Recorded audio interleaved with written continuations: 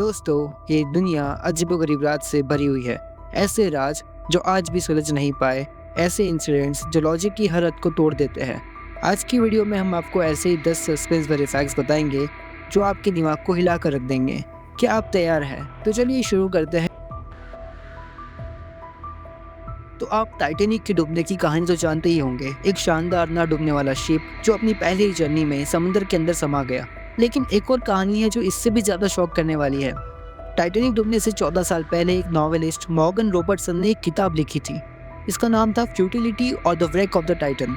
सुनने में ये एक नॉर्मल फिक्शन नॉवल लगती है, लेकिन रुको, जो इसमें लिखा गया था वो सब कुछ असली टाइटैनिक से मिलता है। किताब की कहानी भी एक शानदार और ना डूबने वाली शिप के बारे में थी जिसका नाम था टाइटन। शिप का साइज, पैसेंजर की संख्या और आइसबर्ग से टकराने का सीन तक एग्जैक्टली वैसे ही लिखा गया था जैसे असली टाइटैनिक के साथ हुआ। ये सिर्फ एक इत्तेफाक था या कोई फ्यूचर की भविष्यवाणी? सोचिए, अगर एक इंसान मर जाए और फिर अचानक से अपने आप हिलने लगे तो आप क्या करेंगे? ये कहानी सिर्फ हॉरर मूवीज का हिस्सा नहीं बल्कि एक रियल इंसिडेंट है। 1973 में सिंगापुर की एक हॉस्पिटल में एक डेड बॉडी को फ्रीज कर दिया गया था। सब कुछ नॉर्मल लग रहा था जब तक कि एक रात वहाँ के गार्ड्स ने सीसीटीवी फुटेज में कुछ अजीब देखा। लाश जो एक जगह शांति से रखी हुई थी वो धीरे धीरे हिलने लगी। पहले हाथ, फिर पैर और फिर पूरी बॉडी। ये देख के वहाँ के लोग इतने डर गए कि हॉस्पिटल को टेम्परेरी बंद कर दिया गया। साइंस आज तक इसका जवाब नहीं दे पाई, क्या वो इंसान सच में मरा था या फिर कुछ और हो रहा था। पहले भी कई बार देखा गया है कि कुछ लोग अपनी मौत की भविष्यवाणी खुद ही कर देते हैं, लेकिन मार्क ट्वेन की प्रेडिक्शन इतनी एग्जैक्ट थी कि लोग हैरान रह गए। मार्क ट्वेन एक मशहूर राइटर थे। उन्होंने एक बार कहा था, मैं हेलिस कॉमेट के साथ आया था और जब ये वापस आएगा तब मैं चला जाऊंगा। सुनने में ये एक मजाक जैसा लगता है, लेकिन सच में ऐसा ही हुआ। 1835 में हेलिस कॉमेट आया था जब मार्क ट्वेन पैदा हुए थे, और जब ये वापस आया जो कि 1910 में, तब उनकी डेथ हो गई। क्या सिर्फ ये कॉन्फिडेंस था या कुछ और? अगर आप हॉन्टेड प्लेसेस पे विश्वास नहीं करते तो ये कहानी आपके सोचने का तरीका बदल सकती है। हॉलीवुड राइटर स्टीफन किंग ने एक नॉवेल लिखी थी, डेट इज 1408, जो एक हॉन्टेड होटल रूम के बारे में थी। लेकिन शौक की बात यह है कि एक रियल होटल रूम से इंस्पायर्ड थी। इस होटल रूम में रुकने वाले लोग या तो बिना बताए भाग जाते या फिर उनका दिमाग खराब हो जाता।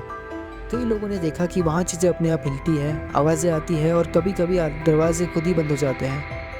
ये सिर्फ एक इमेजिनेशन है या फिर कोई सुपरनेचुरल पावर? क्या आप सोच सकते हैं कि जो दुनिया आप देख रहे हैं वो रियल नहीं बल्कि एक कंप्यूटर सिमुलेशन का पार्ट हो?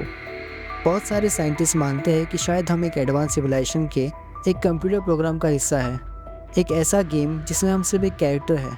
अगर ये थ्योरी सच है तो इसका मतलब है कि जो हम जी रहे हैं वो सिर्फ एक इल्यूजन है। क्या आप इसमें विश्वास करते हैं? एक दिन 1977 में ओहियो स्टेट यूनिवर्सिटी के एक साइंटिस्ट जेरी एहमैन एक रेडियो टेलीस्कोप से स्पेस सिग्नल्स रिकॉर्ड कर रहे थे। तभी एक बहुत ही स्ट्रॉन्ग और क्लियर सिग्नल आया जो किसी भी धरती के सोर्स से मैच नहीं करता था। ये सिग्नल 16 साल तक स्पेस में ट्रैवल कर रहा था और सिर्फ 72 सेकेंड्स के लिए मिला। जब जेरी ने सिग्नल देखा तो वो इतने शॉक्ड हो गए कि उन्होंने तुरंत वाव लिख दिया। इसी वजह से द वाव सिग्नल कहा जाता है। बहुत लोग कहते हैं कि ये एलियंस का एक पहला प्रूफ हो सकता है, मगर सबसे बड़ी बात, ये सिग्नल सिर्फ कभी नहीं मिला। क्या ये एलियंस का पहला कॉन्टेक्ट था या फिर कोई और सीक्रेट टेक्नोलॉजी का सिग्नल? ये सस्पेंस आज तक बना हुआ है। तो दोस्तों, ये थे आज के टॉप 6 सस्पेंसफुल फैक्ट्स। कौन सा फैक्ट आपको सबसे अच्छा लगा या फिर आप कोई और मिस्ट्री जानना चाहते हैं तो कमेंट्स में ज़रूर बताएं। और अगर आपको ये वीडियो पसंद आई हो तो लाइक, शेयर और सब्सक्राइब करना मत भूलना। मिलते हैं अगली वीडियो में, तब तक के लिए खुद को सेफ रखिए।